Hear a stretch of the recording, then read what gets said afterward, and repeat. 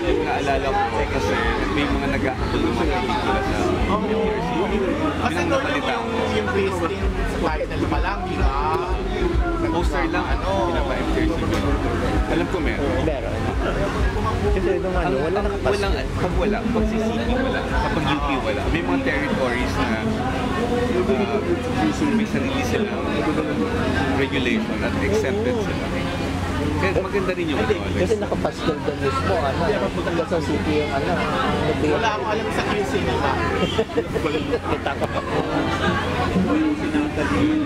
Masaya ka na. Nawag ka na.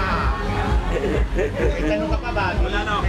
Chris, can you tell us, I don't know if natanong na kanina, but paano nag-start yung idea nung Hakot Relay Run for you? Ay naku, wala akong alam. Yung project yan. Sorry, walang hindi ko project. Ano yung tinatanong mo? Si Miss Ivy to. Yeah. Si Miss Okay. Ivy. Pero ang isa lang masasabi ko, nung nalaman ko na may Hakot Relay at nalaman ko yung konsepto ng Hakot Relay, being a marketing person, I was so excited. Kasi like sabi ko, ang brilliant talaga ng marketing team ng Pure. Like, sobrang nakaka-impress. Kasi nakita nyo naman, parang kita mo talaga enjoy yung mga tao. Parang nagsisimula pa lang kami, hindi nila alam kung tatakbo na ba sila o magkahakot na sila. Like, May mga naghahanap pa rin. Siyempre sa event na to kay Kay Alonso. Kay Alonso. Yeah. May comment ko ba ron? wala naman.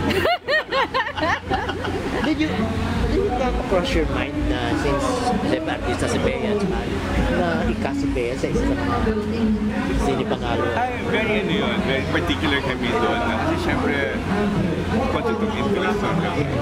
Malinaw na conflict of interest. Okay. So, di ba parang medyo awkward lang. Awkward. Syempre. Yun na naman sa amin sa Sine Panalo, di ba? We really want Hindi, kung purely business parang. Eh, kasi mahirap baka ma-question pa pag nanalo. Ano lang.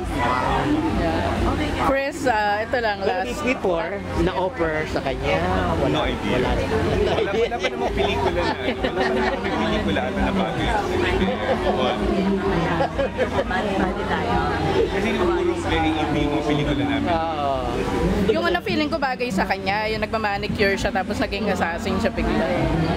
Feeling ko bagay sa kanya. No comment. Yeah, Sobrang ganda ng cast na. Hindi lang masasabi. Sobrang exciting ng cast na. excited din ako sa concept eh. Oo. Pag malaman nyo kung sino yung mga...